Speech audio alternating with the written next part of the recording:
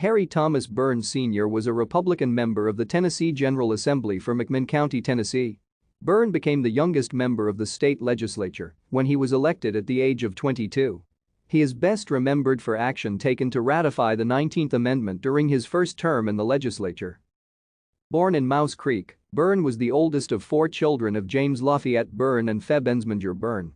His father was the station master at the Neota Depot and an entrepreneur in the community.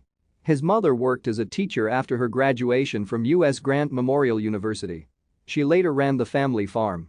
Burns' siblings were James Lane Jack, Sarah Margaret, and Otho Virginia. Burns graduated from Neota High School in 1911. He worked for the Southern Railway from 1913-1923. The 19th Amendment, regarding female suffrage, was proposed by Congress on June 4, 1919. The amendment could not become law without the ratification of a minimum 36 of the 48 states.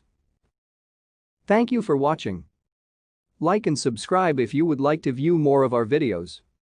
Have a nice day.